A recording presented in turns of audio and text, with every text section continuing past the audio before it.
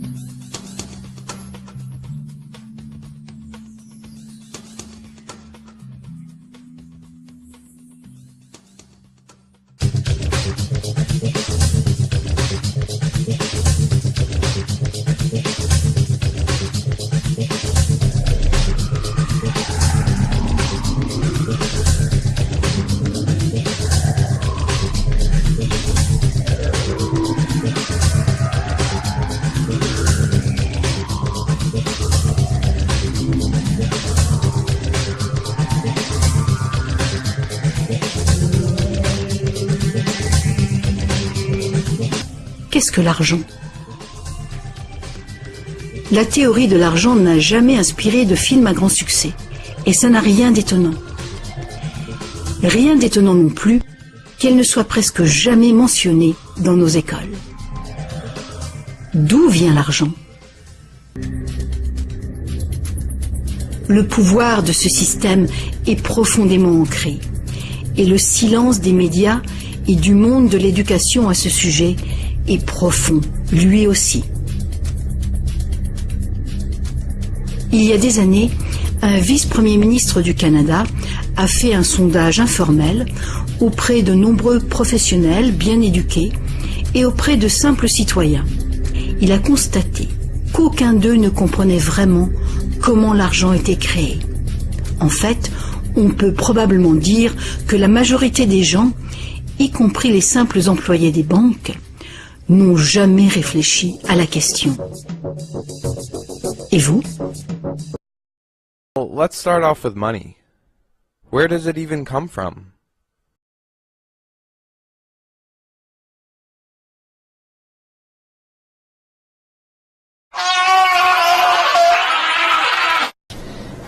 Well, that's actually an interesting question. First of all, money is prior to money. This is going to sound like a long answer, but I'm not quite sure I know the nature of your question. But let me see how I can handle it. Thank you. Prior to money, essentially trade.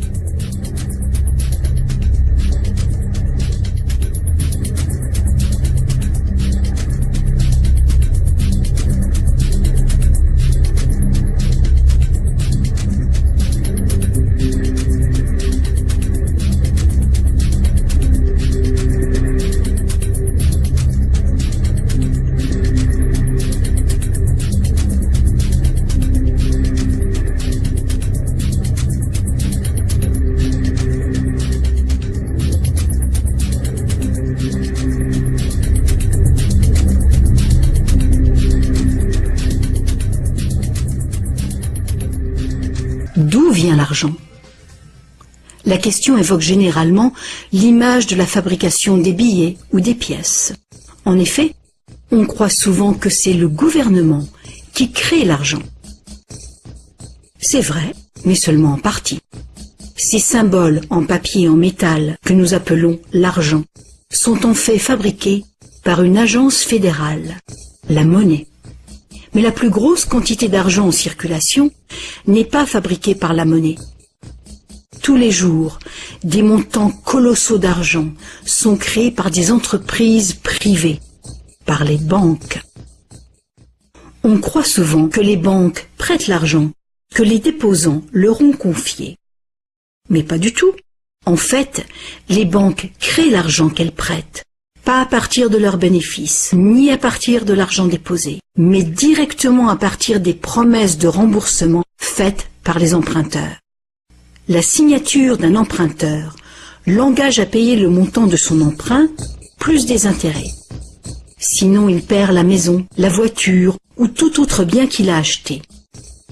C'est une très lourde obligation pour l'emprunteur. En contrepartie, que fait la banque? Elle crée le prêt par un tour de passe-passe. Elle l'inscrit au compte de l'emprunteur. Ça vous semble un peu exagéré? Impossible, direz-vous? Voyons un peu comment ce miracle bancaire se produit. Petite illustration. Imaginons qu'une nouvelle banque vient d'ouvrir. Les investisseurs ont payé l'infrastructure de la banque et lui ont remis suffisamment d'argent liquide pour faire face aux demandes de retrait en espèces. En général, l'argent liquide dans la chambre forte n'équivaudra pas à plus d'$1 pour chaque somme de 20 ou 30 $ qui pourrait être demandée à la banque. La banque s'est jointe au système de la banque centrale qui lui permet d'emprunter de l'argent en liquide à cette banque centrale au besoin.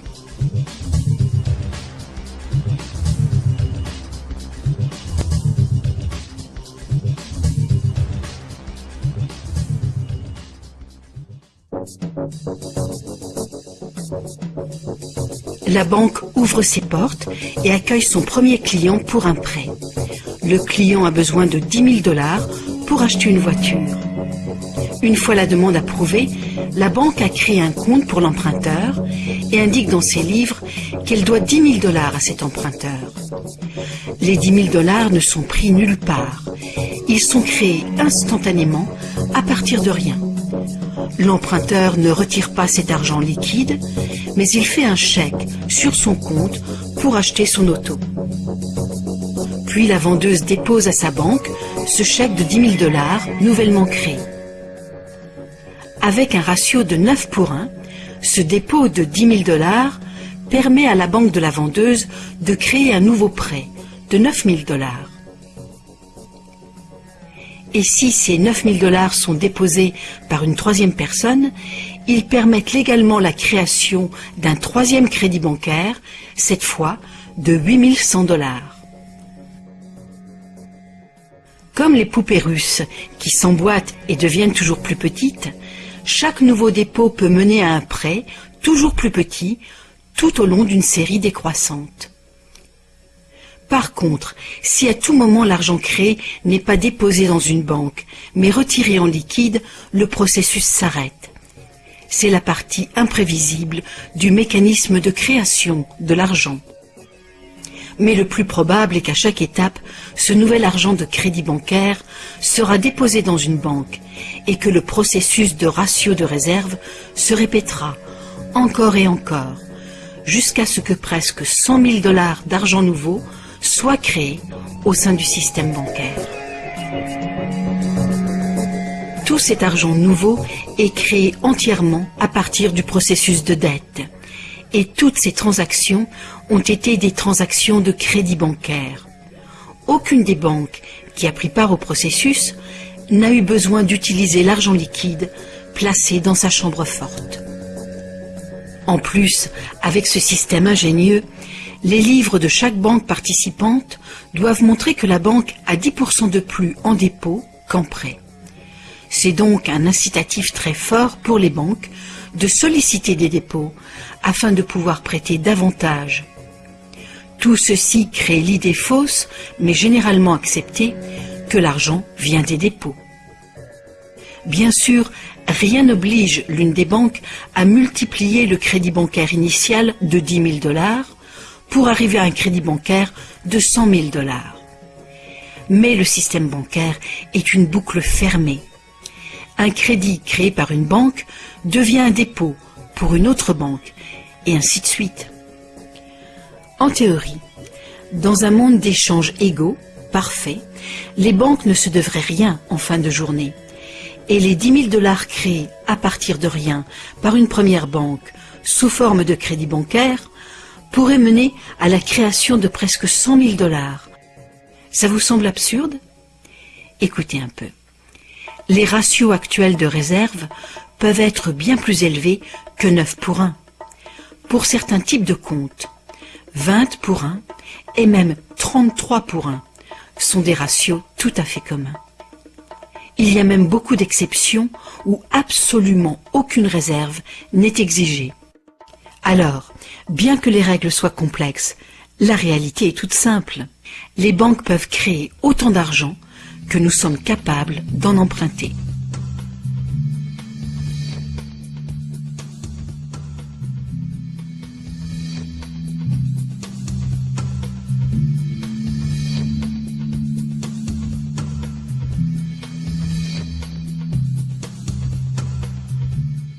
Trois citoyens et un banquier échouent sur une île déserte au beau milieu de l'océan. Ils s'organisent et décident de créer leur propre monnaie, qu'ils appellent euro. Le banquier fonde l'unique banque commerciale privée de l'île. Comme cette banque est nouvelle, les trois citoyens n'ont rien sur leur compte. Ils ne peuvent pas s'échanger et se vendre ce qu'ils produisent. Ils ont bien des marchandises à se vendre, mais aucune monnaie pour les payer. Pour disposer de moyens de paiement, chaque citoyen va faire un crédit de 10 €, remboursable en 11 mois. Chaque citoyen devra rembourser 10 € de capital, plus 1 € d'intérêt. Lorsque le banquier leur accorde le crédit, il crée 10 € à partir de rien sur chaque compte. Le premier mois, la masse monétaire est de 30 €. Les citoyens disposent de monnaie pour s'échanger ce qu'ils produisent. À la fin du premier mois, les citoyens commencent à rembourser leur crédit. Le banquier prélève 1 € d'intérêt, qu'il utilise pour acheter des marchandises aux citoyens. La masse monétaire reste de 30 €. À l'issue du deuxième mois, le banquier efface 1 € du compte de chaque citoyen. Il reste 27 € en circulation. À l'issue du troisième mois, le banquier efface à nouveau 1 € du compte de chaque citoyen. Il reste 24 € en circulation. De mois en mois, la situation devient un peu plus compliquée, car la masse monétaire ne cesse de baisser. Les citoyens se retrouvent en concurrence pour capter l'argent. À l'issue du 11e mois, après une farouche concurrence entre les trois citoyens pour capter la monnaie restante, leurs comptes sont vides, car tout le monde a remboursé exactement ce qu'il avait emprunté à la banque. Plus rien ne peut être ni acheté ni vendu. C'est la crise économique. Le banquier réunit les citoyens et leur dit « Pour résoudre cette situation, c'est très simple. Vous n'avez qu'à m'emprunter à nouveau de l'argent. » Les citoyens acceptent. Ils font tous à nouveau un crédit de 10 €. À la fin du premier mois, le banquier prélève 1 € d'intérêt, qu'il garde pour lui car il a tout ce qu'il lui faut. Au fil des mois, le banquier supprime les euros correspondant au remboursement des crédits. Comme les intérêts n'ont pas été dépensés par le banquier, c'est au bout du 10e mois seulement que les comptes des trois citoyens sont vides. Il n'y a plus de monnaie en circulation, et pourtant il manque 3 € pour rembourser la totalité de leur crédit. Le banquier réunit les citoyens et leur dit « Il y a une manière très simple de repousser le moment où vous serez à zéro sur vos comptes. Vous n'avez qu'à m'emprunter régulièrement de l'argent, bien avant que la masse monétaire ne baisse trop et que l'économie ne s'arrête. Et pour compenser les intérêts que je ne dépense pas, il vous suffit de m'emprunter à chaque fois quelques euros de plus. » Les citoyens acceptent. Désormais, ils sont en permanence endettés, sinon la monnaie disparaît et l'économie s'arrête. Ils appellent cela la croissance. Mais comme ils sont endettés, ils se mettent à produire toujours plus pour rembourser le banquier, bien au-delà de leurs besoins réels.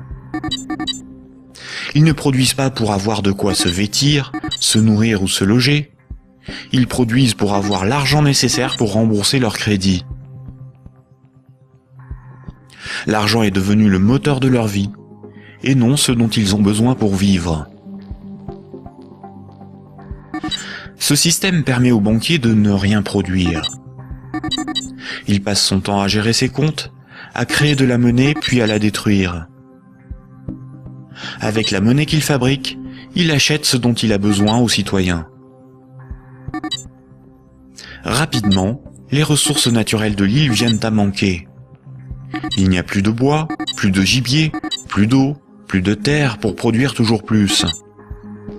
La croissance a épuisé les ressources naturelles et détruit l'environnement. Cette petite histoire met en valeur de réalités tout à fait surprenantes. D'une part, les sommes dues aux banques sont globalement supérieures aux sommes disponibles pour les rembourser. D'autre part, si tout le monde remboursait ses dettes, il n'y aurait quasiment plus de monnaie en circulation dans le monde. Tous les comptes seraient vides, tous les billets et pièces de monnaie disparaîtraient. Le système monétaire fonctionne comme un système pyramidal. Pour payer les crédits en cours de remboursement, il faut que de nouveaux crédits soient accordés. Sinon, la monnaie se raréfie et certains emprunteurs sont dans l'incapacité de rembourser leurs crédits. François de Siebenthal, économiste, banquier et qui lui est dans une autre manière de faire de la banque, du système bancaire.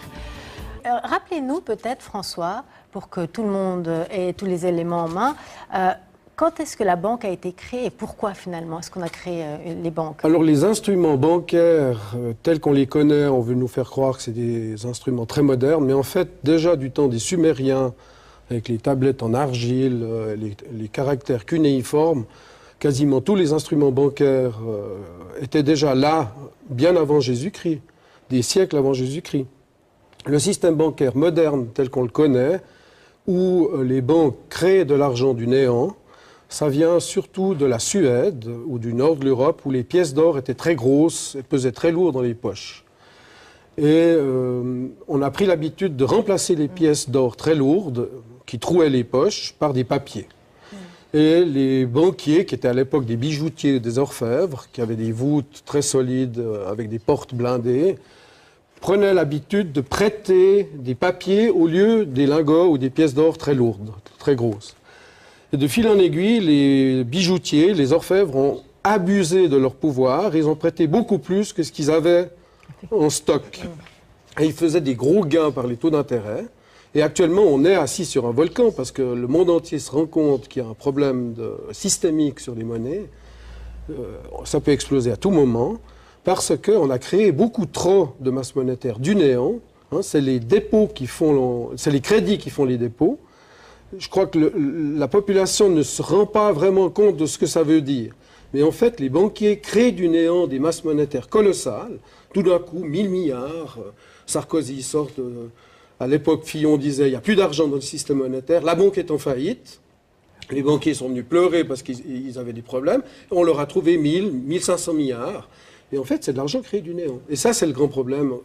Et je crois que le peuple suisse n'a pas encore compris le poids de ce Donc, en fait, on est en train d'échanger quelque chose qui n'existe pas ou qui existe de manière fictive, c'est ça? Alors, disons, le système bancaire tel qu'il est actuellement, créé de manière illimitée, comme l'avait dit Hildebrandt, le patron de la Banque nationale suisse, nous avons cette illimité. Mais si on a une base monétaire illimitée, même avec des taux d'intérêt bas, le montant total est aussi illimité. Et la nature n'aime pas l'illimité au niveau naturel. Sauf quand on demande un petit crédit privé pour une voiture. Ça, il y a des limites assez facilement.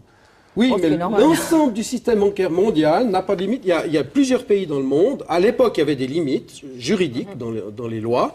Mais de nombreux pays, comme par exemple un grand pays comme le Canada, qui est une colonie en fait anglaise, un dominion, sur les billets de banque canadiens, il y a la reine d'Angleterre. Le Canada n'a aucune limite légale dans la création de monnaie. La seule limite qui existe, c'est de trouver un imbécile qui est prêt à signer un contrat de prêt et qui doit raquer toute sa vie pour rembourser ce montant. The more I discovered the machinations that the international bankers go through to control us, the more I realized that the theft of our efforts, our resources, and our labors was phenomenal, was colossal. At that point, I got introduced to a graph that the Auditor General in Canada in 1993 put out, which showed the phenomenal theft that happens as a result of the power of interest and the sleight of hand economics of compounding interest. And I discovered this graph at that time, which I would like to show you here, of the degree of the theft that was taking place in Canada. Now this is the Auditor General's report of November 1993, and here in Canada this would put the sponsorship scandal to absolute shame. The sponsorship scandal does not compare with the theft that happens when a government, instead of borrowing from itself, creating its own money, which only the government has the right to create, they give it over to private entities like the international banks or the private banks. The government prints a bond, the private banks then turn that bond into printed dollars, and then the government borrows those printed dollars back according to the bond. And from way back, 1867 to 1992, when this report was prepared, Canada had to borrow for real spending no more than $37 billion. Yet, in 1993, our national debt stood at $423 billion. $386 billion of that was simply interest on interest. Now, if this isn't an unnecessary theft, I don't know what is. Do you realize, I think, GST alone collects more than that? Okay, we're talking in a country that has hundreds and hundreds of taxes. We got one tax alone that would cover the cost, the overcost of borrowing. Everything else is for what? For somebody else. Okay, and that is why they created this elaborate game to get money out of your pocket so it could go in theirs and keep you frustrated as there's nothing we can do. Okay, here's this other chart from Bill Abrams. I believe he's the one that put it together, and it's all sourced from Statistics Canada. It was a very good chart. And as I was listening to it and going through it, I started doing some research, chronological research as when events happened in life. And sometimes that allows us to get a really big picture of what's going on. I was born in 1928, and I recall the Depression years. And the Bank of Canada was created, as I said, in 1934. The war started in 1939, and the government then was producing all the money that was needed to build the factories, to build the airplanes, and to build the ships. Okay, 1942 was the middle of the World War II. Do you see any economic spike in our debt? Absolutely nothing. How are we able to finance a world war right in the middle of it without having an economic spike? Why? Because we borrowed it from ourselves without interest. Take a look further in history. 1944. We introduced the Family Allowance Program. There's a very nice humanitarian-based social program. Was there a spike in our debt? Absolutely none. How did we do it? Again, we borrowed it interest-free from our own bank. 1952, old age security. Very humanitarian. We've taken care of the children, we've taken care of the elderly. Old age security, 1952. Was there a spike? Absolutely none. Again, why? We borrowed it from ourselves interest-free to finance these programs. 1954, the St. Lawrence Seaway. Probably a multi-billion-dollar project. Was there a spike in our debt? Absolutely none. How did we do it? Again, because we can borrow from the Bank of Canada to fund infrastructures without placing ourselves into debt. Okay? 1966, the universal health care. Boom, where's the spike? Another humanitarian program. So between the St. Lawrence Seaway and this was this whole time frame, there was just too much happening. Schools, universities, hospitals, everything.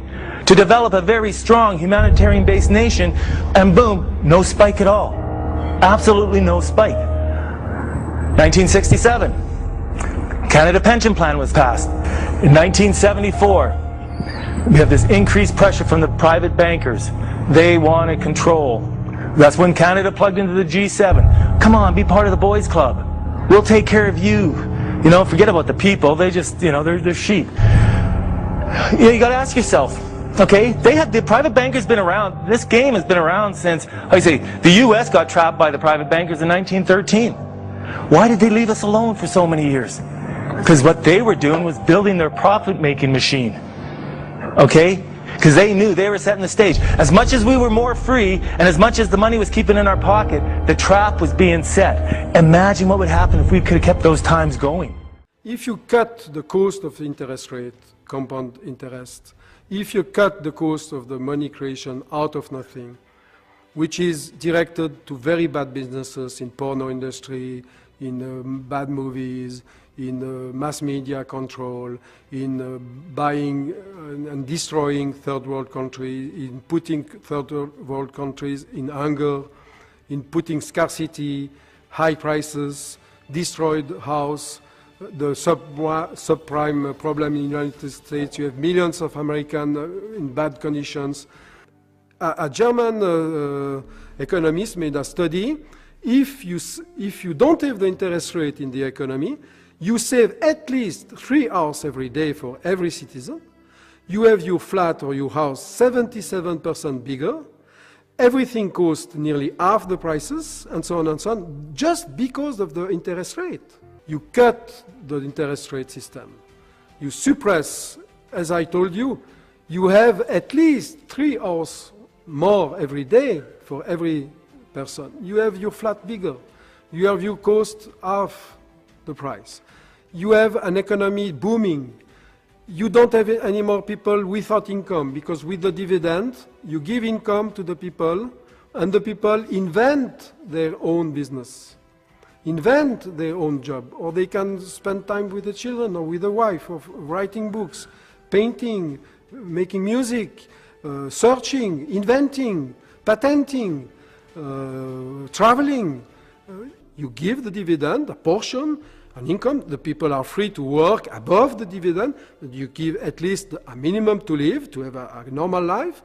The people will choose a new job. They will invent jobs. They will go babysit. They will go painting. They will go writing and so on. Any golfing, or they can invent new jobs. They will be. We say in Switzerland, money is for human being like air is for the bird.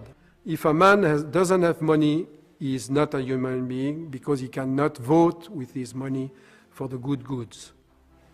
It's an economical democracy. Il faut donc comprendre que le document appelé « Acte de naissance » est en réalité un certificat de valeur mobilière, un document similaire à un certificat d'actionnaire sur le marché boursier, et représente donc une propriété en biens et en droits, propriété qui appartient dans les faits aux nouveau-nés qui viennent naître. Ce document, qui représente donc une valeur monétaire considérable, est par la suite envoyé en fiducie à l'État, qui a alors la charge et la responsabilité d'administrer ce bien en notre nom et à notre bénéfice. Lorsque votre acte de naissance est envoyé en fiducie à l'État, il y a donc création d'une première personne morale dont vous occupez un ou plusieurs rôles qui définissent les rapports de pouvoir entre vous et l'État au sein de cette personne morale. Si vous vous êtes jamais demandé d'où venait notre droit de vote, ne regardez pas plus loin. Il vient directement de notre statut d'actionnaire au sein de l'État. Et l'élection correspond au vote du conseil de direction par l'assemblée des actionnaires de cette fiducie. Mais nos droits et bénéfices en tant qu'actionnaires de l'État ne se limitent pas qu'au simple droit de vote. Il s'agit en effet du statut le plus élevé pour un être humain au sein de la société actuelle, celui qui dispose du plus grand nombre de droits fondamentaux tels que décrits dans les chartes des droits canadiennes et québécoises, ainsi que dans la Déclaration des droits de l'homme de l'ONU. This is the clever solution. But they knew what they were doing, and because we fell asleep. And so in '74, they started putting pressure on the government to take over the financing of the country. All the debts, all the bonds or whatever, the debts that we held to finance our country, creating no national debt, the banks, the private bankers started taking over those loans. And the second they took them over, they started adding interest to them. And there's the start of it. There's the reality of it. Okay, so after that point, government funding started coming from private banks at interest. That in itself is self-evident of the reality that can exist. Because right now we're living in the second part of that. This is Canada's federal debt. From 1867 to 1992, we owed $423 billion. However, 91% of this debt is the result of interest on interest. And only 8% of the money was actually used on real things, like goods and services. But now we have to pay back over 10 times what we needed, simply because we borrowed from private banks instead of ourselves. Il faut bien souligner que les banquiers créent uniquement le montant du principal. Ils ne créent pas l'argent qui sert à payer les intérêts. Alors, d'où vient cet argent ? Le seul endroit où les emprunteurs peuvent obtenir de l'argent pour payer les intérêts est l'ensemble des fonds de l'économie générale. Mais presque tous ces fonds ont été créés de la même façon, à partir de crédits bancaires. Donc partout, il y a des emprunteurs qui se trouvent dans la même situation. Ils cherchent désespérément l'argent pour rembourser le principal et les intérêts dans une réserve globale d'argent qui ne contient que le principal. Il est donc tout à fait impossible pour tout le monde de payer le principal plus les intérêts, à moins que chaque dollar d'intérêt reçu par les prêteurs ne soit recyclé vers ceux qui ont besoin de cet argent pour faire leur paiement. Il faudrait donc que les intérêts sur le principal soient dépensés à 100% pour que les emprunteurs puissent gagner les dollars correspondants encore et encore. Bien sûr, une grande partie de cet argent est dépensée sous forme d'intérêts payés aux dépositaires, de dividendes et de frais de fonctionnement. Mais une autre partie va à de nouveaux prêts ou à de nouveaux investissements, ce qui crée une nouvelle demande d'argent, et finalement, il y a un manque d'argent libéré de toute dette à gagner par les emprunteurs. C'est que pour les emprunts à court terme, comme les hypothèques et les emprunts gouvernementaux, où les intérêts dépassent de loin le principal, les risques de saisie et donc les dangers pour l'économie sont très grands, à moins de créer beaucoup d'argent pour payer les intérêts. Pour que la société continue de fonctionner, le taux des saisies doit rester bas. De plus en plus de nouvelles dettes doivent être créées pour trouver l'argent qui servira à payer les dettes précédentes. Alors bien sûr, la dette totale augmente, et les intérêts aussi, ce qui cause une escalade exponentielle de l'endettement. Seul le temps qui sépare la création des nouveaux emprunts et leur remboursement empêche le manque d'argent global de mettre le système en faillite. Mais pendant que le monstre du crédit bancaire grossit, le besoin de créer toujours plus d'argent pour le nourrir devient toujours plus urgent.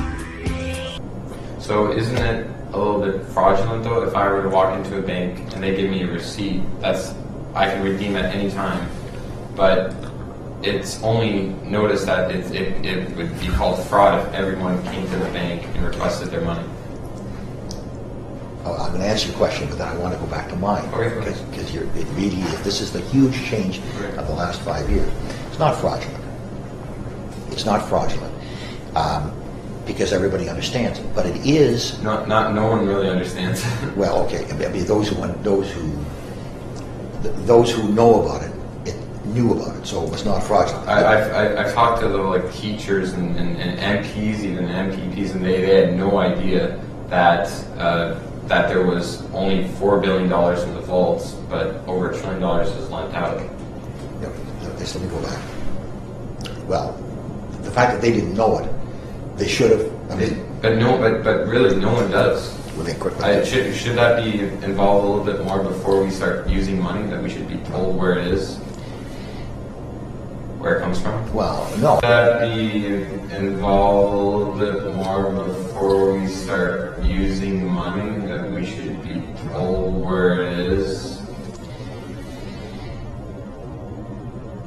Where it comes from? Well, no. Okay, so it's one thing to lend out money you just don't have. But how can you charge interest on nothing? And not just any kind of interest. Compounded interest.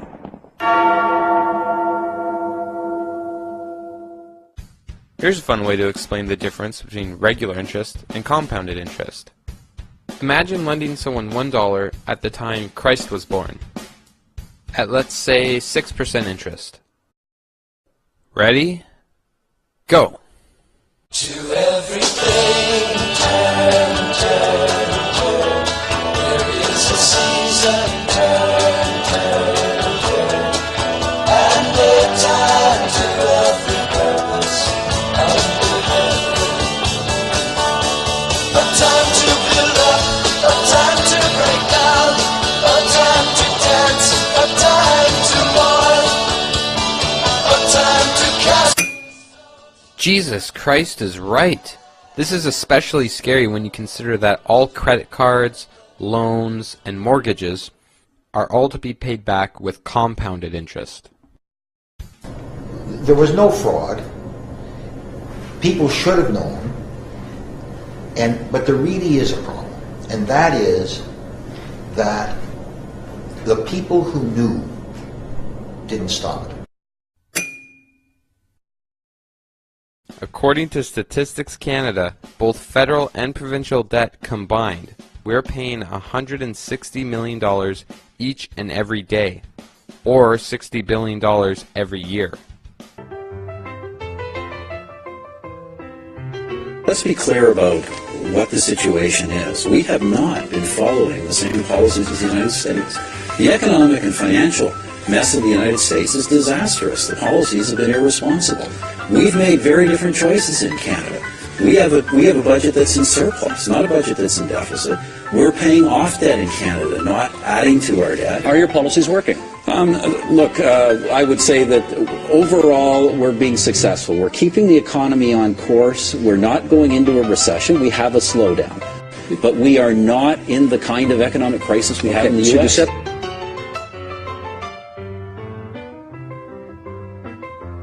And the world is entering an economic period unlike and potentially as dangerous as anything we have faced since 1929. What happened that me, normally a very staid banker, will lend you the money to buy a home that you don't think? Well, first of all, is it actually money that they're lending people? Oh yeah, they're money. They're lending them. Is it actual money, or is it... It's real money. It's not a receipt to present money? No, it's real money. Isn't there a difference between bank credit? Well, yes, there is, but let's go back to it. Don't change the subject. I know economists will say, well, we could, run a small deficit, but the problem is that once you cross that line, as we see in the United States, nothing stops deficits from getting larger and larger and spiraling out of control. Okay. But no, wait a minute. Unless you want to get, you're asking me what was the cause of the current crisis. Well, no, I just want to know where money comes from. Well, let me tell you something. Let me just take it one step further, despite the fact that's not where you want to go. But I want to go back to the real thing, because this is really you had asked the question at the very beginning about the financial crisis that we're in. Oh, well, it was just where does money come from? I'm not, yeah, it is. No, but wait a minute, but it's really important to understand. We obviously don't agree on everything, but he understands that, I think everybody understands that Canada is a sovereign country, and whether it's dealing with the United States or dealing with China, the fact that a country's a lot bigger doesn't stop us from standing up for our interests and values.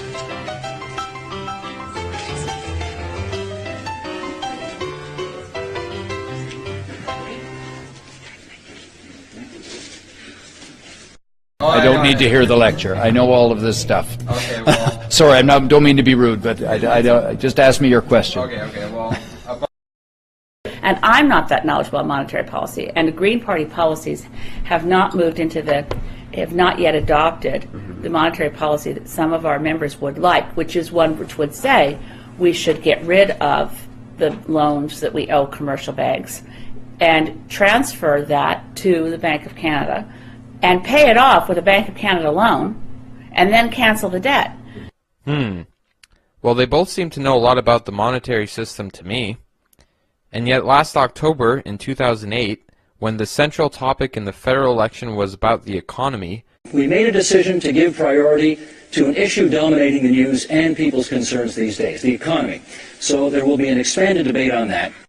not one single mention was made from any one of the parties about the monetary system, even from the ones who clearly knew about it. But if we go back to the 2006 federal debate, no one would shut up about the $100 million missing from the sponsorship scandal Paul Martin was involved with. But when $160 million goes missing every day, it's no big deal.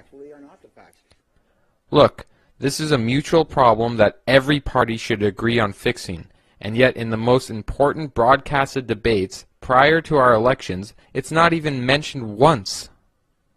Would a debt-free money system be good for the country or no? No, it wouldn't. It wouldn't. Just wondering, what's your stance on your father's decision to change our banking system?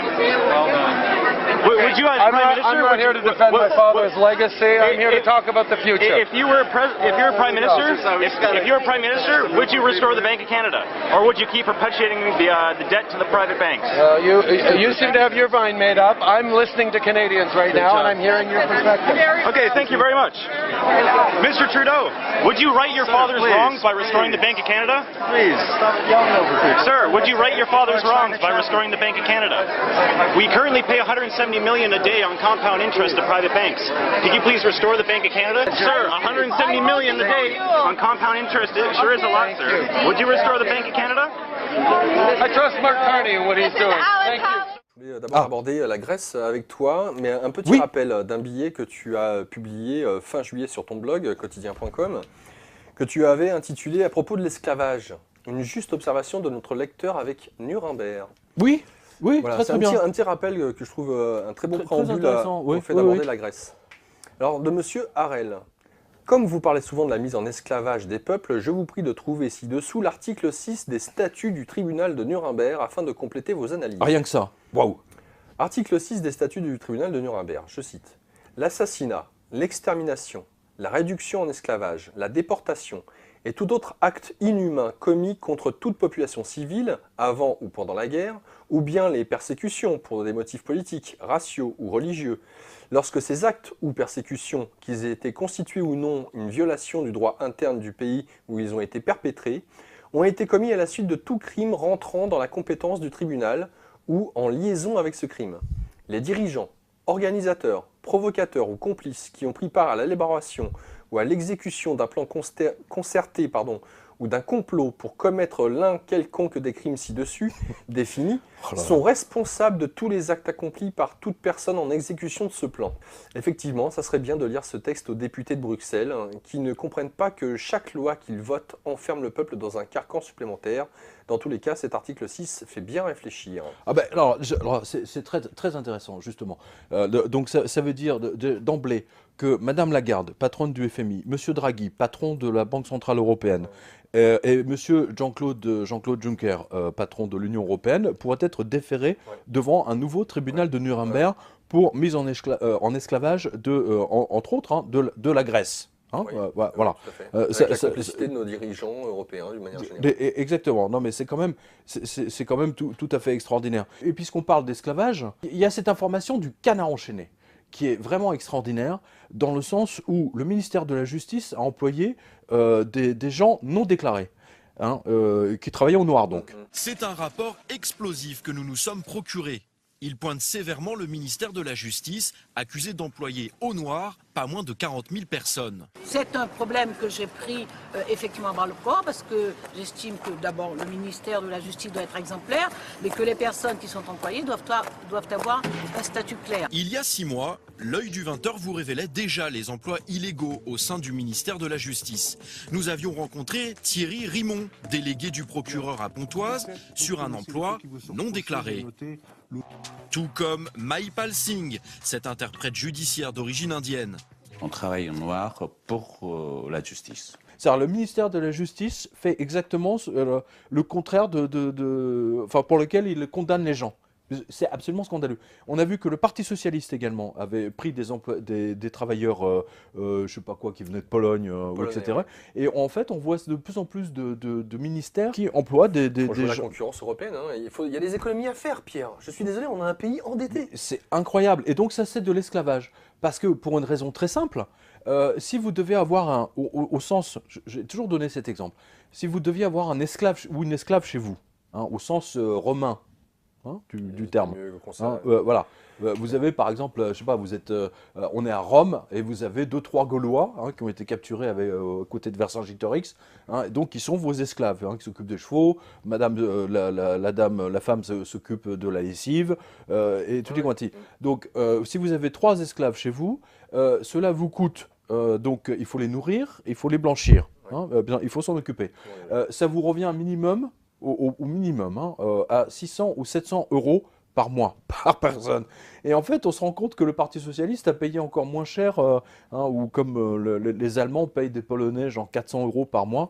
Ouais, donc c'est un esclavage qui a été détourné, qui a été repoussé derrière toute une série de lignes juridiques et de réglementation du travail. L'esclavage est toujours là, sauf qu'il a une autre forme. Sur les chantiers, les travailleurs étrangers se font de plus en plus nombreux, comme ici en bordure de Paris. Vous venez de quel pays? Roumanie. Portugal. Vous venez d'où? Des travailleurs dits détachés, autorisés en France, mais parfois payés en dessous du SMIC ou contraints à des horaires illégaux. Combien sont ces travailleurs détachés en France aujourd'hui? Précisément, ils sont 230 000. On le sait car ils sont déclarés obligatoirement au ministère du Travail. C'est un chiffre qui a doublé depuis 5 ans. En plus, il faut ajouter tous ceux qui ne sont pas déclarés, les travailleurs détachés illégaux, donc entre 220 000 et 300 000 en plus. Ils viennent, la plupart, du Portugal, 19% d'entre eux. Ensuite, les Polonais, 16%.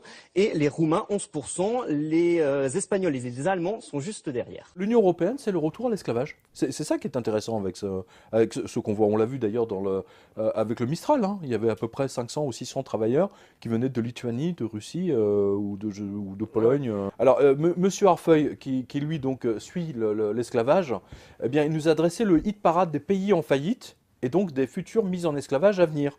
Voilà. Donc rien de bien nouveau, on va vous montrer le tableau.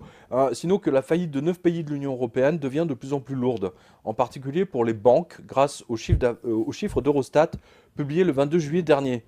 Ajoutez-y le chômage, toujours en hausse, et vous avez une très bonne combinaison chimique des situations explosives. Quels sont les pays qui vont être mis en... Alors la Grèce, bien entendu, donc, son endettement est à 168%.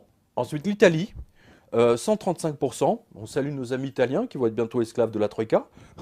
Le Portugal, 130% du PIB, allez on arrondit. La Belgique, chers amis belges, vous êtes déjà esclaves de la Troïka. Vous êtes à 111% du PIB. L'Irlande qui est à 110%, le Chypre à 106, 107 exactement. L'Espagne est à 98%, bon il nous reste encore 2%. Et la France qui est à 98% aussi. Et donc le Royaume-Uni, le dernier, qui est à 88,5%. Il est amusant de constater que les voleurs de Bruxelles ont braqué Chypre, alors que l'île n'est, entre guillemets, qu'à 106% d'endettement. Si on compare aux 135% des Italiens, par exemple. Voilà. Vous voyez que c'était avant tout pour faire la peau des Russes et pour voler tout l'argent des oligarques russes qui avaient posé leur argent dans les banques chypriotes. Voilà. Et de tous les gens qui avaient posé leur argent dans les banques en Chypre en général. Donc préparez-vous au braquage de votre compte. Ce n'est qu'une question de temps. Voilà. Donc vous avez le lien sur Eurostat. Et j'ai vu passer un message, j'y reviendrai sur quotidien.com. Je crois que c'est un député qui a proposé qu'on taxe tout de suite les Français de 17% sur l'intégralité de leurs revenus pour rembourser la dette dans son intégralité. Voilà. Donc vous voyez bien que la grande ponction va arriver incessamment sous peu. Voilà, et même le chat est d'accord. D'ailleurs, cela fait écho à cet article que tu as publié début août, intitulé « La dette par Français actif est de 80 968 €. Alors une très juste observation de notre lecteur Louis, je cite donc, dans les 66 259 012 habitants résidant en France, ne faudrait-il pas compter essentiellement les actifs ? En 2013, selon l'enquête emploi, la population active est estimée à 28,6 millions de personnes de 15 ans ou plus en France métropolitaine. Elle regroupe 25,8 millions d'actifs ayant un emploi et 2,8 millions de personnes au chômage. Le reste de la population âgée de 15 ans ou plus constitue la population inactive au sens du Bureau international du travail, c'est-à-dire les personnes ne travaillant pas et ne recherchant pas activement un emploi ou n'étant pas disponibles rapidement pour en occuper un. En tenant compte de ces valeurs, la dette par habitant potentiellement spoliable serait alors de 80 968 € et non de 31 527 €. En effet, vu sous cet angle, définitivement le plus juste à mon avis aussi, eh bien, c'est encore plus violent et ne veut dire qu'une seule chose, c'est irremboursable. Totalement. À un moment ou à un autre, les gens se révolteront et ce sera très violent. Je suis même étonné que ce montant ne circule pas plus. Oui, alors juste précision, il va de soi que quand ce lecteur parle de ce montant, il ne veut pas dire que les fonctionnaires ne servent à rien, c'est évident, parce que certains lecteurs l'ont mal pris, entre guillemets. C'est sûr que les instituteurs, les professeurs d'université, les profs de lycée servent à quelque chose. Le système de santé également, les pompiers, la police, l'armée également. Sauf que effectivement, l'armée et l'ensemble, l'armée des fonctionnaires est quand même payée par la création de richesses du secteur privé. Il ne faut jamais l'oublier. C'est le secteur privé qui rapporte les impôts et qui permet aux fonctionnaires d'exister, enfin qui permet au système de vivre. Voilà, donc là tu fais référence au billet qui s'intitule « À propos de l'endettement de chaque Français, une analyse ». Oui, tu peux le lire. Tu peux le lire. Alors, donc notre lecteur Magic a réagi à l'article dont je viens de vous faire part. La dette par Français actif est de 80 968 € de Monsieur Louis. Je vous livre son analyse encore plus fascinante. Je cite « Le calcul est faux par rapport à la dette réelle en comptabilisant les hors-bilans. Oui. Il faut multiplier par 2,6 ce montant, ce qui équivaut donc à 200 000 € par personne active. Sachant que les fonctionnaires ne sont pas des créateurs de richesse, environ 6 millions, est égal à 250 000 € par personne active, et que 5 millions de professions non fonctionnaires vivent indirectement grâce à la dette, profession de santé, ambulancier, via la sécurité sociale en faillite, la carte vitale, etc.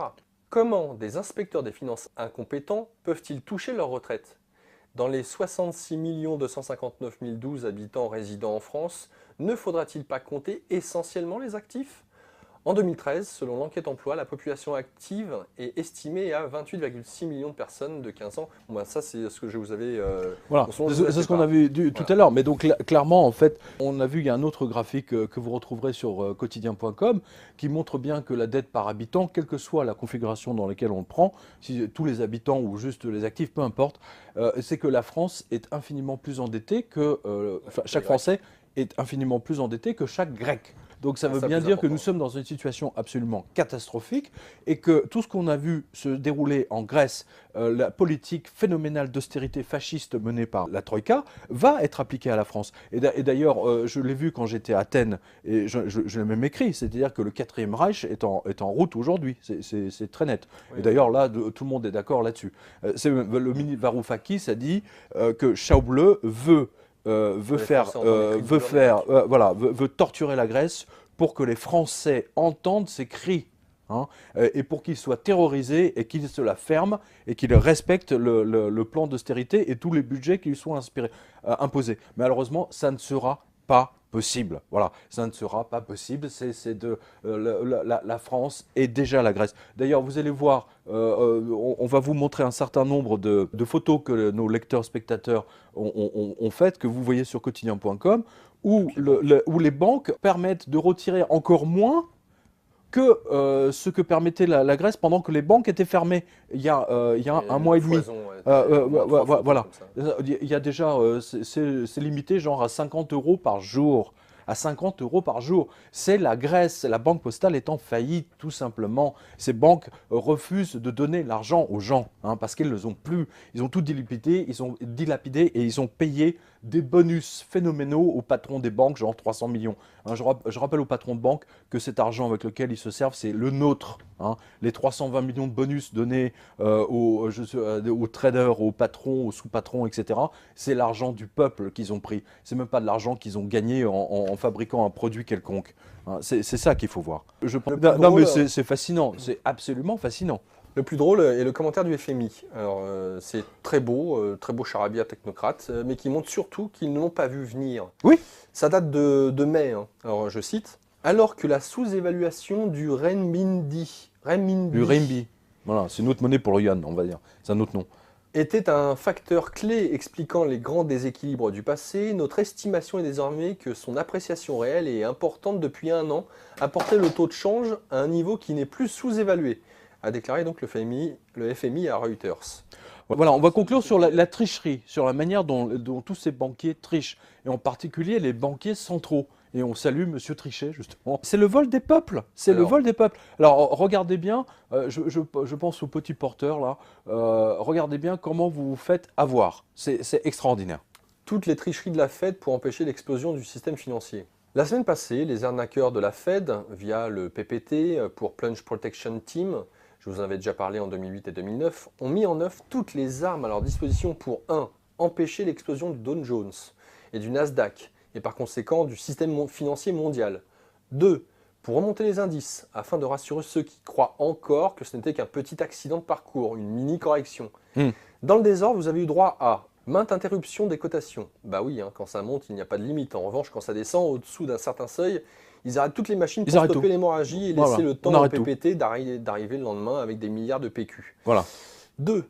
Panne soudaine des systèmes de refroidissement, des data centers, qui abritent entre autres certains opérateurs de high frequency trading. On rappelle 2 millions d'actions vendues en une seconde. Quand vous attendez votre virement pendant 10 jours. Soudain, des HFT n'ont pas pu acheter pendant une séance entière pour juste un ventilateur qui était tombé en panne. Ouais, c'est triste. Quel dommage. Bah oui, là, juste un ventilateur, c'est boum. Les mecs, ça y est, ils peuvent plus acheter, c'est fini. C'est terminé, finito. 3. Invocation de règles d'arbitrage obscures pour annuler, sans raison valable, des séries entières de transactions, qui amenaient par exemple Apple sur une pente vraiment trop glissante selon le PPT. Apple avait perdu 20% quasiment. 20% de sa valeur. C'était énorme. Des centaines de milliards. 4. Intervention massive de la Fed qui a déversé des milliards de monnaies de singe pour remonter le tout au cric afin que les indices aient une tête présentable après l'apocalypse d'il y a 8 jours.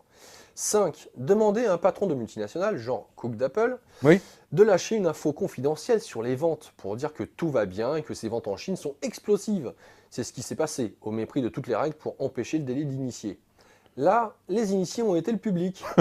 Le cours d'Apple est remonté en flèche après avoir perdu presque 20%. Hallucinant. 6.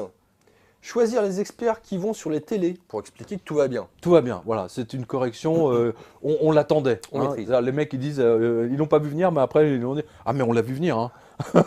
7.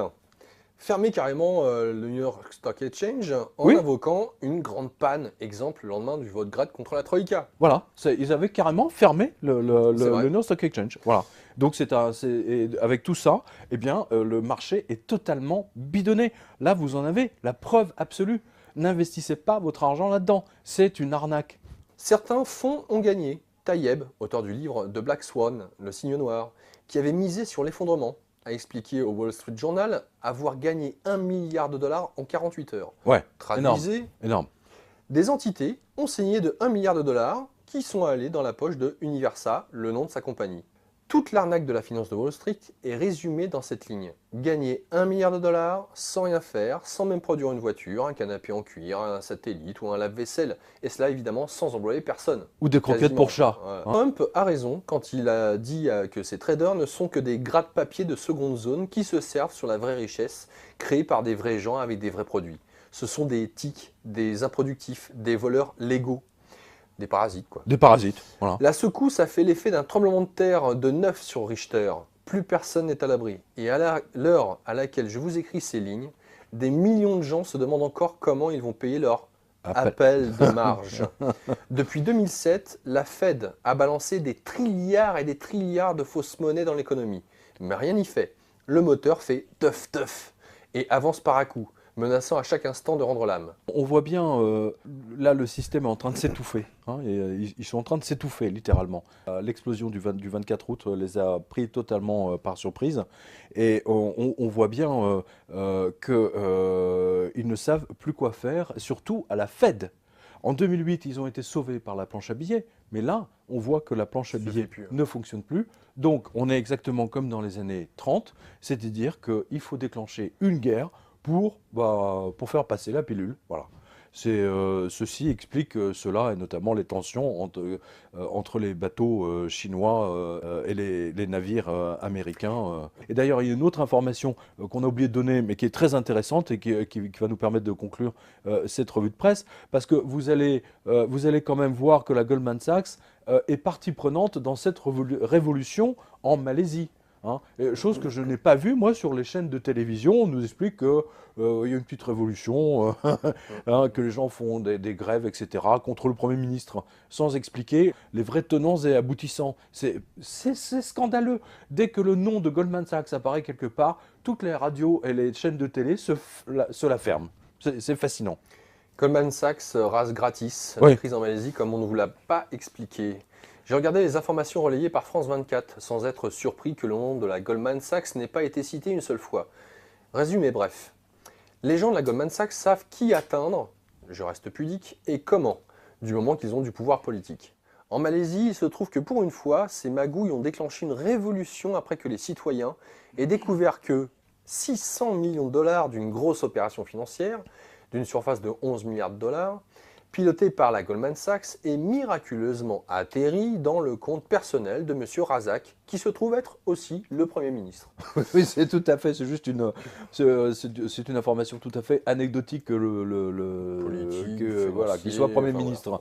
Voilà. Mais que 630 millions, hein, c'est le montant précis, c'est ce qu'il a touché au passage de cette opération que Goldman Sachs pilote. Voilà. Et c'est ce qui a déclenché toute cette révolution. On lui demande sa démission. Ouais. Voilà. Alors, M. Najib a dit un truc du genre « Erreur de la banque en votre faveur, recevez 630 millions de dollars ». Voilà. Mais cela n'a pas suffi pour calmer les 100 dents et 100 millions, c'est le cas de dire. Oui. Manifestation, affrontement avec la police, remanifestation, et devinez quoi?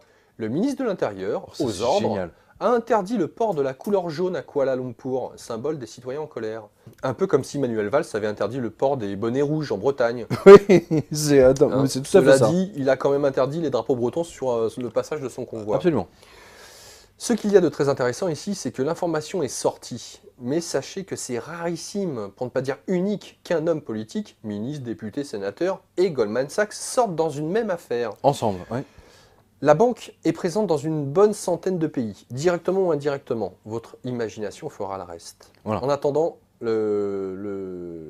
la suite, eh bien, quand on a le pouvoir, il faut s'en servir, mais aussi arroser tout le monde, sinon ça dérape. Oui, et là, il n'a pas à arroser tout le monde. Voilà. Lire les aventures de la Goldman Sachs et de M. Najib dans le Wall Street Journal, vous aviez les liens dans quotidien.com.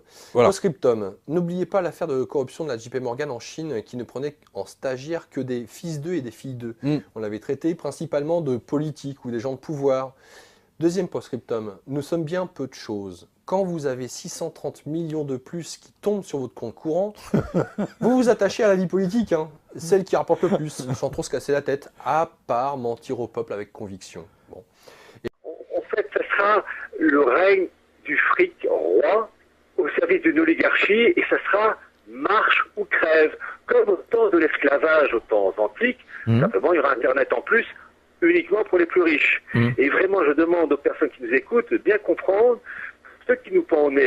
C'est une baisse drastique du niveau de vie, remboursement de médicaments, des lunettes.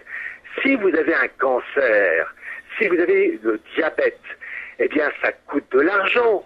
C'est pas intéressant pour le multinational. Vous savez, les Grecs commencent même, et ils connaissent le sujet. Pourquoi la mortalité en Grèce augmente? Parce qu'ils peuvent plus se soigner et que pour l'oligarchie mondialiste, on peut se débarrasser de gens qui nous coûtent cher, qui ne servent à rien. C'est vraiment une question de marche ou crève.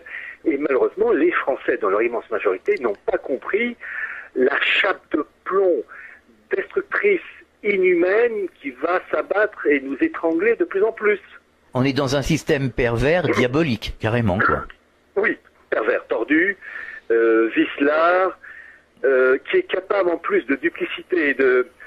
voilà, donc et c'est ça qui me frappe quand même, l'étude du nouvel ordre mondial, mondialisme, de ces acteurs. J'étudie ça depuis des années. Et par exemple, au coup du marché transatlantique, je connais ça depuis 2002. Et donc, il a fallu que ça soit Obama qui lance le truc pour qu'enfin la chose devienne officielle, parce qu'avant, c'était la théorie du complot, après, ça l'est plus.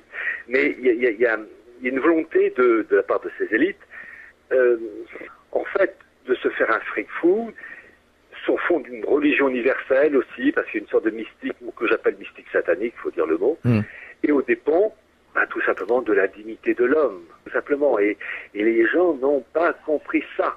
Ils le comprendront lorsque ils ne pourront pas rembourser leurs médicaments, ou bien qu'on leur dira, écoutez, la maladie que vous avez, ça engage des frais. Vous savez, vous avez des cas similaires en Angleterre, où vous avez eu des personnes atteintes de cancer en stade avancé, on laisse entendre la famille, on va quand même pas s'acharner, ça va coûter de l'argent, et puis hop, dégage. Voilà. Heureux ceux qui seront en bonne santé, mentale et physique, parce que le reste va avoir quelques petits soucis. Oui. Donc ce sont des gens sans foi ni loi. Oui, sans foi ni loi, sans humanité.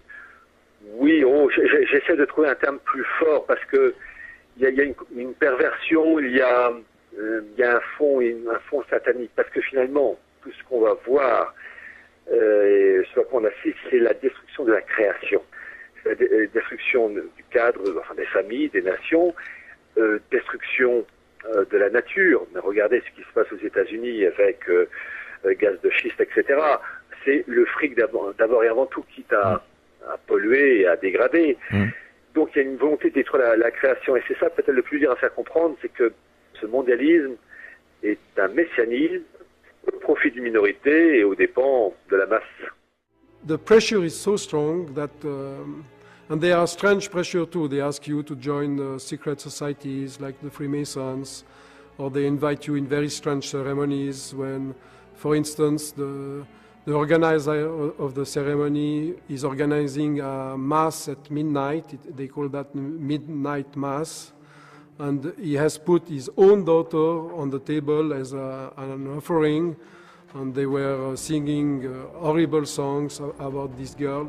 It was his own daughter, and they treat human beings worse than animals. They were a song with treating her like a pig, and you have to go through very strange steps in those secret societies to climb and to have more powers, and they offer you this as a way to climb the society, but it's really horrible, and you cannot be a Christian and do this. Did you witness this yourself, or is this just what you've heard? No, I was there, and I quitted the place. It was at midnight. It was the midnight mass. They call that the midnight mass. It's really a mockery of Catholicism. And I left the room with my friends. I told my friends, get out of this, it will become worse and worse. And one of the organizers ran after me and asking me, François, stay, you will see, it's very important for your life. Stay with us. You don't... Mademoiselle Bouton d'Or, Skull and Bones. Acceptation ou rejet? Acceptation. Pas un mot à qui que ce soit. Qu'est-ce que ça vous fait d'être une femme? Pourquoi voulez-vous le savoir? Messieurs, je vous rappelle que vous avez tous prononcé le serment du secret. Vous avez été choisis pour devenir membres de la plus grande société secrète d'Amérique. Depuis plus de 100 ans, Skull and Bones compte parmi ses membres un président, des vice-présidents, des juges de la Cour suprême, des congressistes et des sénateurs, de grands savants ainsi que des chefs d'industrie. L'élite de l'Amérique. Der Wort der Tor, der Weise, der Bettler oder der Kaiser, all wrong, all right.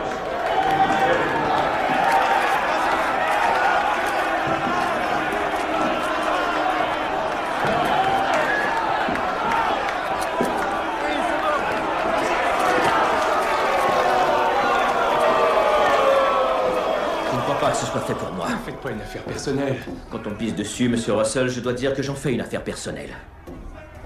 Edward, on est tous égaux là-dedans. Revenez dans l'enceinte. On est frères pour la vie.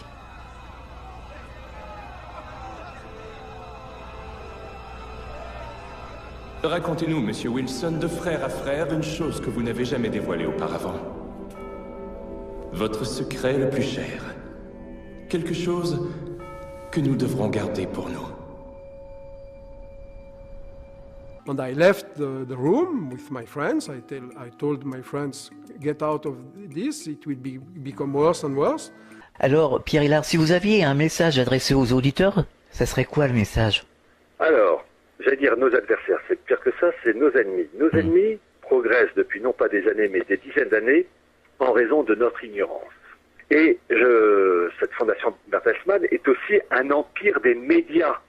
Et qui sait en France que Bertelsmann dirige RTL, la revue Géo, Femmes Actuelles. Vous avez la plus grande maison d'édition américaine qui s'appelle Random House, qui est dirigée par Bertelsmann et qui a édité un certain président Obama. Et c'est un empire des médias. M6, le patron, c'est Bertelsmann. Qui connaît ça en France? Donc, c'est ça qui est terrible. Il y a une ignorance qui fait que les gens croient qu'on peut faire ceci, on peut faire cela, et ils se rendent pas compte qu'il y a en face des personnes ou des groupes, des instituts, des clubs qui sont ultra puissants, qui ont d'immenses moyens financiers et qui vont imposer leur vue aux dépens de personnes qui croient, avec leur simple bulletin de citoyens, imposer leur vue. Je veux dire, les pauvres choux, les pauvres petits, donc l'ignorance, vraiment j'insiste là-dessus, il faut avoir une véritable culture politique, historique, philosophique, religieuse, parce que quand nos politicards, peu importe l'étiquette politique, parce que ce côté-là ils sont interchangeables, nous disent on va faire ceci, on va faire cela, quand on a une véritable culture politique ou historique, on sait qu'ils mentent. Tout ça pour dire qu'il y a une ignorance crasse qui fait que les gens se font rouler dans la farine. Les pauvres malheureux qui ont voté en 2012 pour François Hollande, pour le changement, mais c'est à pleurer de naïveté. Ils se sont fait rouler dans la farine et ils n'ont toujours pas compris pourquoi. Parce que ce sont des ignorants. Ouais, on les a maintenus dans l'ignorance avec des programmes télé complètement débiles depuis... voilà. Alors, il y a une chose aussi qui joue terriblement en faveur du système et de ces élites oligarques, c'est la nature humaine n'est pas curieuse. La nature humaine, en règle générale, est conventionnelle. Et donc, ce manque de curiosité fait que on va pas chercher. Il faut connaître la politique, parce que c'est eux qui nourrissent, avec leurs travaux, leurs rapports, les dirigeants politiques, peu importe l'étiquette. Et c'est ça qu'il faut connaître. Et je vous dis, je suis toujours ahuri de l'ignorance, de la candeur, du côté très conventionnel, et puis finalement, de ce côté... petit monde bien fermé. J'ai ma télé, j'ai mes cours, j'ai mes vacances, j'ai ma feuille d'impôt à payer, j'ai des trucs très limités, les marmots à emmener à l'école ou à récupérer, qu'il faut évidemment, tout ce que je dis est normal, tout ce qu'il faut vivre comme ça, mais il n'y a rien au-dessus. Voilà, c'est ça. J'ai envie de dire, mais votre petit monde, votre petite bulle, elle ne peut perdurer que si les gens au-dessus de vous donnent toujours leur feu vert. Le jour où ils voudront vous casser la gueule, ben, ils se gêneront pas, ils ne comprendront pas pourquoi ça part tout d'un coup. Et c'est ça, la masse humaine, et ça je dis la masse, peu importe l'origine sociale au niveau d'études, ils ont une vision limitée, leur petit monde, leurs courses, l'incendie qu'il y a eu dans la ville, la grand-mère qui s'est cassée la figure dans un escalier. Sincèrement, oui, c'est vrai. C'est un monde très limité. Oui. C'est un monde très limité. Quand tout d'un coup on leur dit, vous savez, il y a un marché transatlantique de 800 millions de consommateurs qui va se mettre en place et que les multinationales vont avoir le dernier mot, ben, ils vous regardent, hein, quoi, comment, maintenant c'est pas possible. Et que, ben, vous savez, le remboursement de médicaments pour vos enfants, ben, un jour vous allez avoir du mal à les rembourser les médicaments parce que ces multinationales vont vous serrer le kiki. Ben, elles vont tomber de nues, ces personnes. On a l'impression qu'on assiste en ce moment à deux mondes parallèles. Les gens qui sont au courant, qui se bougent, qui s'activent, qui ont conscience de plein de choses, et puis les gens qui écoutent, par exemple TF1 ou France 2, et qui continuent sur leur lancée. Hein. Alors, je parle aussi bien du peuple que des politiques, que tout le monde. Hein. Alors il y a les gens conscients d'un côté et les gens complètement lobotomisés. Oui, et en fait, vous dites juste, il y a deux mondes, mais il y a un petit monde et un grand monde. Il y a un petit monde de gens à peu près conscients, et vous avez une masse informe, et quand je dis cette masse, je le redis, peu importe l'origine sociale, niveau d'études, qui est à côté de la plaque, mais à un point. Et cette inertie, ce côté, vous savez, ça me fait toujours penser aux baleines qui s'échouent sur les plages, elles meurent en fait écrasées, propre poids. Ben là, la masse, comment dire, elle s'étouffe dans son monde très limité, vidange, graissage, la voiture, vous savez, les choses qu'il faut faire. Évidemment, il y a la vie de tous les jours, moi à titre personnel, c'est pareil.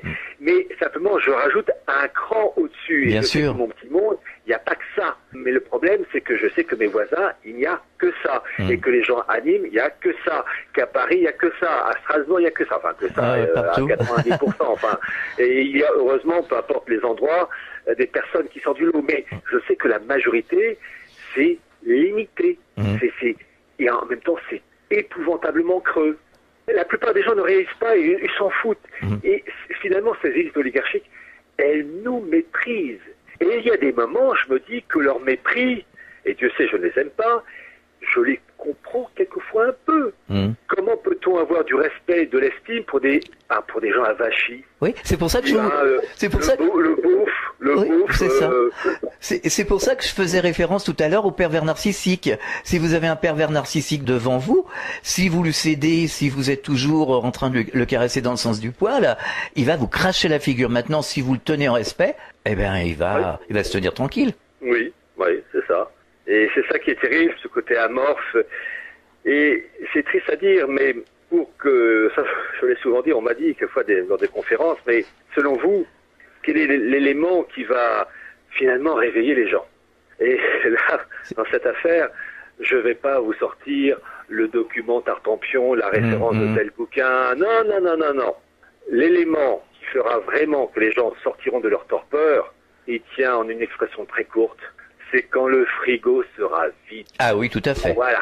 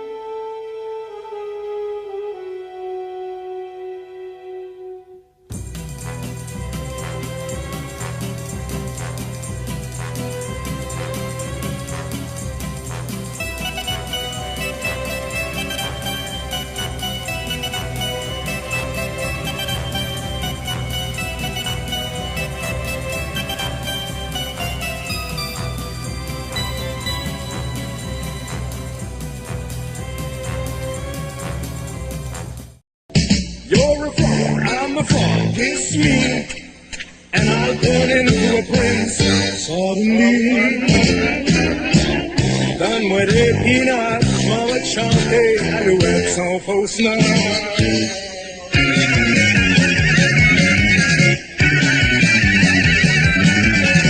A new world order. The whole concept of New World Order is something else. It really says that the state is God. Mais si l'on croit, comme c'est mon cas, dans la République, à un moment, il faut passer par la franc-maçonnerie. C'est le début d'un temps nouveau, la terre est à l'année zéro, la moitié des gens n'ont pas 30 ans, les femmes font l'amour librement, les hommes ne travaillent presque plus, le bonheur est la seule vertu, c'est le début d'un temps nouveau. Merci beaucoup, Gilles, et je veux saluer également Paul Desmarais Junior et Hélène Desmarais, qui sont aussi, il faut le dire, pour ce 15e anniversaire, beaucoup les inspirateurs de cette conférence qui a lieu sur une base annuelle. Mesdames, Messieurs les présidents, les secrétaires généraux, je veux saluer également le secrétaire général du Commonwealth qui nous honore de sa présence ici aujourd'hui, de l'OCDE. Monsieur le ministre des Finances également, Flaherty. Au Québec, on est toujours très heureux de voir le ministre des Finances fédérales. Et on est également très heureux que M. le maire Tremblay soit avec nous. M. Aziz, ex-premier ministre du Pakistan, qui nous honore de sa présence, ambassadeur du Canada. Il y a chez nous 4 ministres du gouvernement qui sont avec nous, M. Bachand, Mme Veil, Mme James, M. Arcan, les collègues de l'Assemblée nationale, M. Bergman et M. Dubourg et Mme Baudouin également, qui sont avec nous. Ladies and gentlemen and head table guests, this is always a special treat to celebrate the 15th anniversary of an organization. I guess we're at the special time where it's arrived at adolescence. And we all know what a 15-year-old means in our home and what they bring in terms of activities, and I guess it's symbolic. C'est le début d'un temps nouveau, nous voilà devenus des oiseaux, et dans les cumulus du tombeau, ceux du ciel et ceux du cerveau, les couleurs se mêlent sur la peau, c'est le début d'un temps nouveau.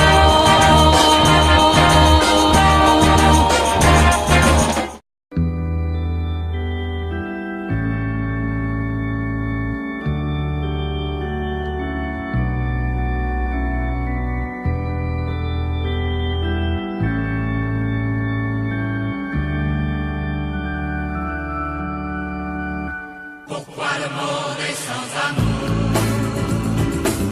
Pourquoi le monde est sans amour? Ça ne peut pas durer toujours. Pourquoi le monde est sans amour? Moi je ne sais pas. Moi je ne sais pas.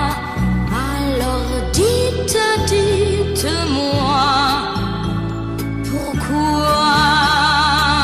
Pourquoi le monde est sans amour? Pourquoi l'hiver des oiseaux meurt? Pourquoi le monde est sans amour? De quel droit cueille-t-on les fleurs? Ça ne peut pas durer toujours. Pourquoi la nuit fait-elle peur? Pourquoi le monde est sans amour? Aux enfants et pas aux voleurs. Pourquoi chaque été brûle des forêts? Il y a trop d'amis fâchés. Pourquoi? Pourquoi le monde est sans amour? Pourquoi le monde est sans amour? Ça ne peut pas durer toujours. Pourquoi le monde est sans amour? Pourquoi le monde est sans amour? Pourquoi mon cœur a-t-il si froid? Ma guitare n'a que des sanglots. Pourquoi pleurer même de joie? Le soleil disparaît trop tôt. Depuis si longtemps, tu sais je t'attends, Toi, tu ne viens jamais. Pourquoi? Moi, je ne sais pas. Moi, je ne sais pas. Alors dites-moi.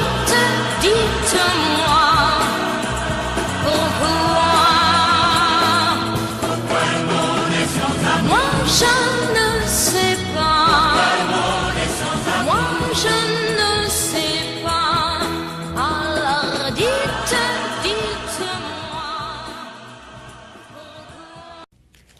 Bonsoir. Des sympathisants de l'Ordre du Temple solaire travailleraient toujours à Hydro-Québec et ils auraient même l'appui de membres de la haute direction. Une nomination surprise ce matin à Québec. Pierre-Carl Péladeau devient président du conseil d'administration d'Hydro-Québec. C'est Pierre-Carl Péladeau qui a approché la première ministre pour solliciter ce poste, ou un poste.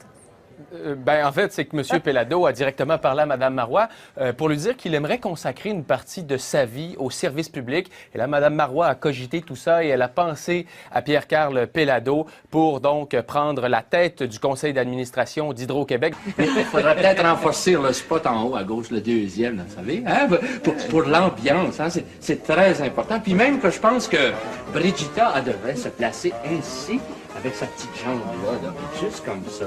Bon, parce que je pense que dans cette scène-là, elle doit montrer des sentiments de grande joie, de satisfaction, de considération, quitte, s'il le faut, à utiliser des plans américains, hein?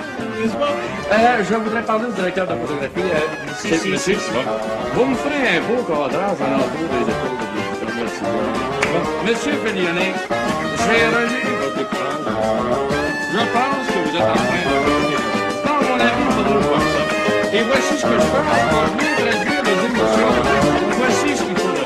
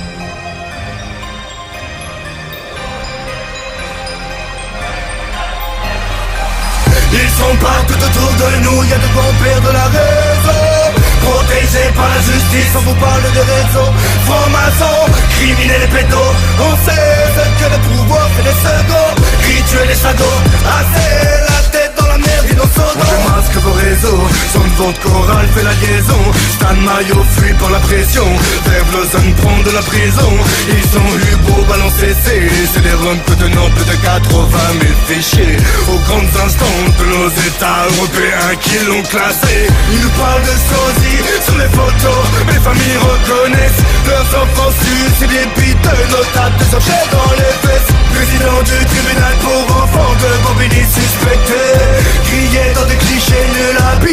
l'esprit a bien fonctionné. Les rescapés témoignent avec armes, décrivent leur bourreau. La sorcellerie, tu n'y crois pas, sache que eux y croient.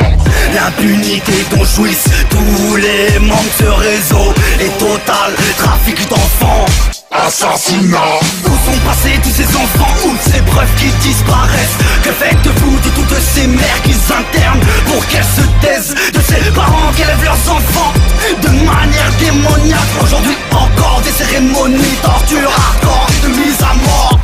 Force est de constater le lobby pédophile. La liste est longue de ceux qui couvrent ces organisations immondes. Force est de pirater des sites comme Pédopolis. La vérité dérange et tu n'en fais nos fils. Les témoignages se rejoignent, non, les petites ne l'ont pas inventé. Elles nous expliquent avec leur dessin les sévices infligés. Elles nous parlent d'homontoge, fais le lien t'as pigé. Si la justice patauge, c'est qu'elle est bien contrôlée. Ils sont partout autour de nous, y'a de bons pères de la raison. Protégés par la justice, on vous parle des réseaux. Francs-maçons, criminels et pétos. On sait que le pouvoir fait les seconds. Rituels et sadots, assez la tête dans la merde innocente. Les sages aux rappeurs, les punir, mais on n'est pas cette capacité. Pour accéder au pouvoir, eux font les pires atrocités. Soirée où se mêlent drogue, pédophilie, personnalité, politique, magistrature, showbiz, business, tout est filmé. Bien même jusqu'aux policiers, les infos sont à ta portée. Éclate la vérité, ils ne peuvent pas s'attendre l'adorer. En pleine lumière, sacrifice humain dans les souterrains. Abus d'enfants sous X, dans J-Crapé, gosse employé, écoutez bien. Les verts allemands étaient prêts à légaliser la pédophilie. Dans les années 80, des familles de génération en génération pratiquent l'abomination dans toutes les nations, Crois pas que la mutilation pour eux n'a pas de signification. Pris 4 fois la main dans le sac pour pédophilie. Le communiste du gain ne pouvait plus prendre la fuite. Philippe Beyer s'invite chez les satanistes. Ils ont des protections partout dans la justice. Les enfants du juge restent faire vomir. Leur père ne révélera tout avant de mourir. Daniel Alongren transforme les meurtres en suicide. Ils ont Alex sur l'affaire Zone contre minimise. Madame Ringo abonnée au non-lieu surprise. Encore une juge d'instruction capable de vice. Encore une juge d'instruction capable du pire. Ils sont partout autour de nous, y'a des bons pères de la raison. Protégés par la justice, on vous parle de réseaux. Francs-maçons, criminels et pétos. On sait que le pouvoir fait les seconds. Rituels et sadots, assez la tête dans la merde innocente. Des juges qui classent les dossiers pour motif de faits inimaginables.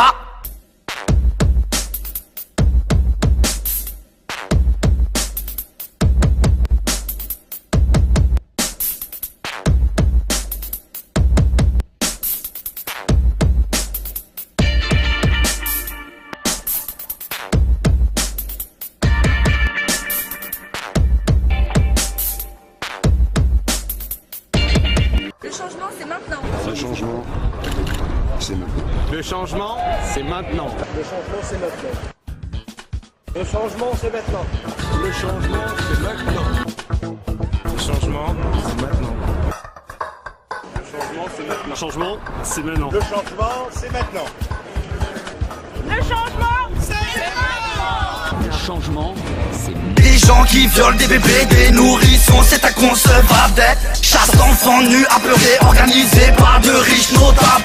Ils décapitent des gosses, des charniers d'enfants à ce jour introuvables. Mais toutes ces photos classées sont quand même des victimes ou sur les procédures. On lutte avec le système, la morale se termine là où la justice tue. Ça génère un énorme business de plusieurs milliards d'euros. L'Est pourri s'achète cher et nos effets vont souvent les gros. Vendre son âme au diable n'est pas quelque chose qui se paye à crédit. Donne pas à Jack, Langdor, petit deck, pas avec Cohn-Bendit. Ouais, on taille le vétéran qui te stoppera Frédéric Mitterrand. Qui te donne la parole, Paul Borne-Lévy sur le service public, chez ta DI. tremblement de vermine, à pendaison sur la place publique. Vos noms ont fait des victimes, ont couvert ces affaires sodomiques. On vous laissera jamais tranquille, non, non, jamais, jamais tranquille. On ne vous laissera jamais tranquille, non, non, non, non, jamais, jamais tranquille. Mais dites-moi un peu, quel cœur ils ont, pour faire des sacrifices d'enfants. Mais dites-moi un peu, quelles sont leurs raisons, de faire couler et de boire ce sang.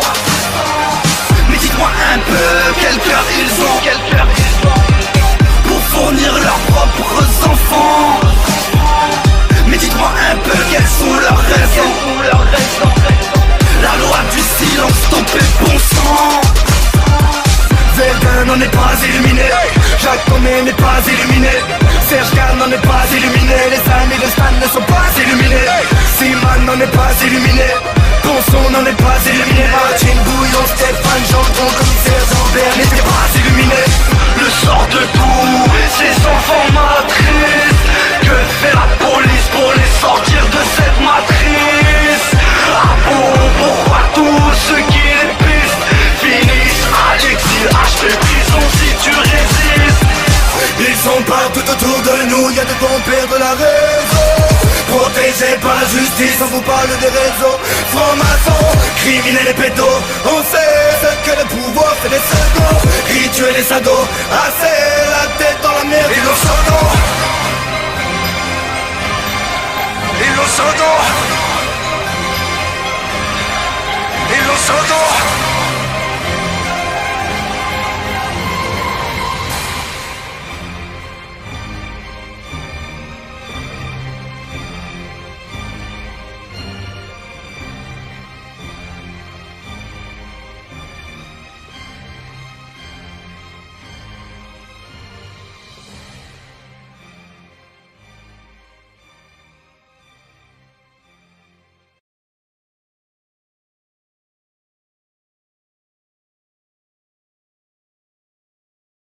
Salut à tous, Albert Pike, je vous en ai déjà parlé, 1809-1891, 33e degré du grand commandeur du rite écossais, donc franc-maçon et sioniste, et il a informé le monde dans une lettre sur 3 guerres mondiales, 2 se sont déjà déroulées, la 3e, voici l'extrait.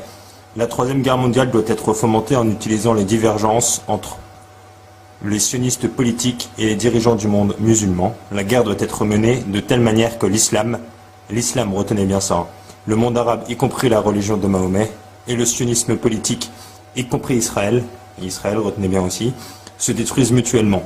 Dans le même temps, les autres nations, une fois de plus divisées entre elles à ce propos, seront forcées de se combattre jusqu'à un état d'épuisement complet, physique, moral, spirituel et économique. Voici ce qu'il a dit sur la 3e guerre mondiale. Maintenant, j'ai envie de vous montrer un petit extrait de la déclaration de Benjamin Netanyahou qui s'est déroulée aujourd'hui. Donc on est le 13 janvier et je vous laisse écouter, c'est juste hallucinant, c'est à tomber par terre. In Paris, they behead aid workers in Syria, they kidnap schoolgirls in Nigeria, they bomb churches in Iraq, they slaughter tourists in Bali, they rocket civilians from Gaza, and they strive to build nuclear weapons in Iran. Now they might have different names, ISIS, Boko Haram, Hamas, Al-Shabaab, Al-Qaeda, Hezbollah. But all of them are driven by the same hatred and bloodthirsty fanaticism. And all of them seek to destroy our freedoms and to impose on all of us a violent, medieval tyranny. This is a global struggle. And bringing to justice the Paris murderers is just the beginning. It must be followed by a broad-based assault on the forces of Islam throughout the world. This is everybody's battle. Voilà, moi je suis carrément d'accord avec l'auteur de cette vidéo. Là, Benjamin Netanyahou nous a dit clairement, il faut se battre contre les forces de l'islam. Il n'a pas dit islam radical, il n'a pas dit terrorisme, il a dit islam. Mais c'est hallucinant, c'est juste hallucinant. Maintenant, je vais vous demander une petite chose à tous ceux qui regardent cette vidéo, faites-la tourner. Le marché va devenir malheureusement de plus en plus le maître du monde, ce sera un chaos. pas d'autre recours possible. Le troisième plan de rigueur qui a été voté hier nous fera revenir à une situation qu'on n'a pas connue depuis la fin de la Seconde Guerre mondiale.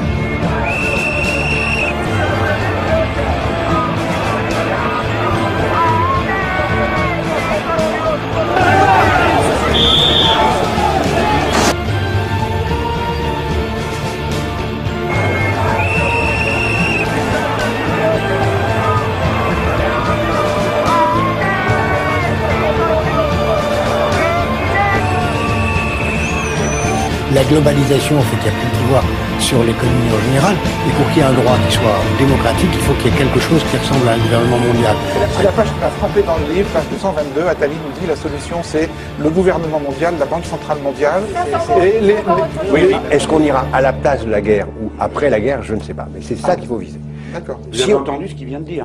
Même si on peut imaginer, rêver d'un Jérusalem devenant capitale de la planète, qui sera un jour unifié autour d'un gouvernement mondial. C'est un joli lieu pour un gouvernement mondial.